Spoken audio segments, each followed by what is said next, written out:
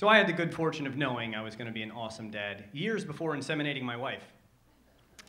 I had been a day camp director for 10 years. All the kids love me. I look like Steve from Blue's Clues. So, right, I know. So, oh, you're going to be such an awesome dad someday, all the parents would tell me, completely unsolicited. And not just the single moms trying to get a piece of this. And by this, I mean free daycare. So inseminating my wife was just a mere formality for me to collect my prize as the world's most awesome dad. Parenting is hard, people would tell me, whether I asked them or not. How hard can it be? 73% of the world does this. Hiking Mount Everest is hard. Okay, I can learn how to change poopy diapers and learn how to sleep less. So when that formality became a reality and my wife and I found ourselves on the other side of the daycare game, we did the same parenting math all new parents do: salaries, expenses, daycare, etc. And in the end, it just made sense for me to quit my job and raise our little baby. And my wife's salary could cover all of our expenses as long as we cut some of the fat, got rid of Comcast. And so now, not only would I be the world's most awesome dad, but I'd be out in front of a new breed of families, pioneering childcare in the new millennium. Now, a couple of very emasculating things happen the moment you decide to quit your steady job in favor of raising a baby girl. The first of which is a loss of salary, and with that, financial freedom. I can no longer buy a Zagnut bar without it appearing on my wife's credit card statement that night. Fortunately, Babies R Us sells candy. Hello, delicious loophole. Also, I've now joined a workforce that is 99% female, which is fine. It actually sounds kind of awesome in one way, but it's more like being the guy at an Ani DeFranco concert kind of way. And the term, your turn, doesn't apply in our household. The baby wakes up in the middle of the night for whatever reason, it's daddy's turn, and it's always going to be daddy's turn.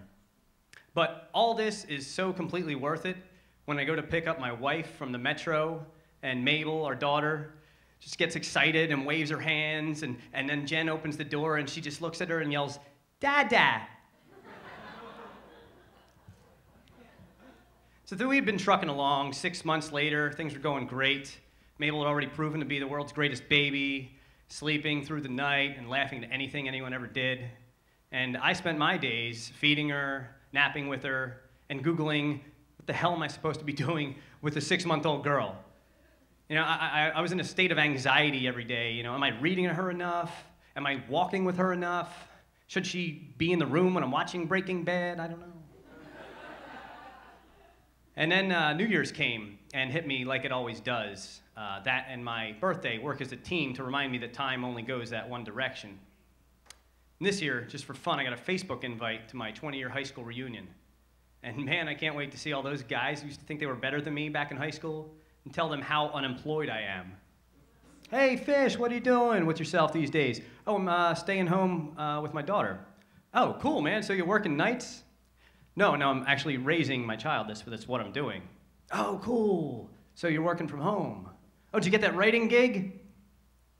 Yeah, that's what happened. Okay, I'm gonna go get some crab balls, all right, Smitty? So, that night, a sort of panic attack happened, which unearthed a couple questions I'd been avoiding asking myself since Jen got pregnant. Namely, am I ready to be a father? Sure, I'm old enough, but that doesn't disqualify all these unfulfilled dreams that I have.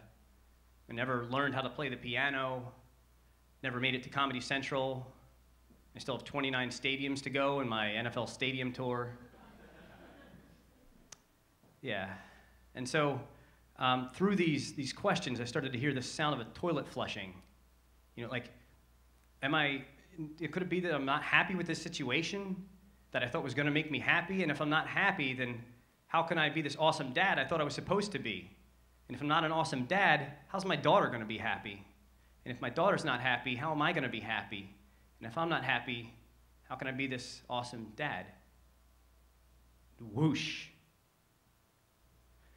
That downward spiral of doubt started manifesting itself physically to the point where I was unable to sleep. My daughter, 6 months old, was sleeping through the night, and I was still awake.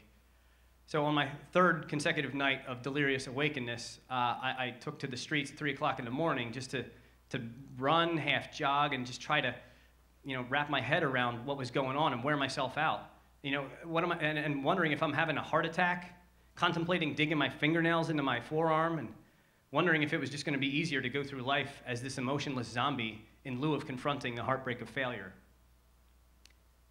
The following week, I took my baby to the doctor's office so I could be prescribed trazodone for insomnia, anxiety, depression, whatever. It was supposed to take the edge off. I took one the first night and couldn't figure out how to feed my daughter. She was in her swing 4 feet from my side of the bed, just swinging back and forth, yelling at me. And I couldn't do this remedial task that I do 5 times a day. My wife sent me downstairs for the night. And how can it be that I have 200 kids and it's so much fun, but I have just this one now to take care of, and it's so stressful? So eventually my body caught up with itself, and I was able to deal with the drug to the point where I could feed my daughter, until 2 weeks later I was taking one and staying awake still through the night. So I sat down that Saturday with 2 pills in my hand, kind of fearful of the road that I was contemplating going down. How much longer before it was 3? Shit, I saw Requiem for a Dream. But I needed sleep for the benefit of all 3 of us. Okay, I no longer just have my own misery to worry about. So I took them. And I had a great night of sleep, woke up completely refreshed, and realized that I didn't have a way out of this. And that I couldn't do this to myself, to my family. So decided I'm not doing this anymore. I was going to have to man up and just find another way to handle my situation. And I know I'm not always handling this new life change extremely well. And it's because it turns out parenting is hard. And it's not hard like hiking Mount Everest is hard. It's hard like walking up the same hill every day for the rest of your life is hard. And when you're a stay-at-home parent, you're walking up that same hill every minute of every day. But that is my burden. And when I can look at the horizon instead of the road, I see that. Right now, my main concern, my only concern, is this baby girl that I have at home who's counting on me. Turns a year old this coming Friday. And I love her just as much as all of you love your babies. And she has no idea what anxiety, depression, and insomnia are. It's my job as the most awesome dad in the world to make sure she never does. Thank you.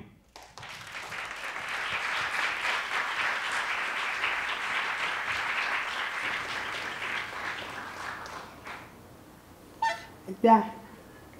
Habidi boobidi. Standing up. Look who's standing up. Look who's sitting down.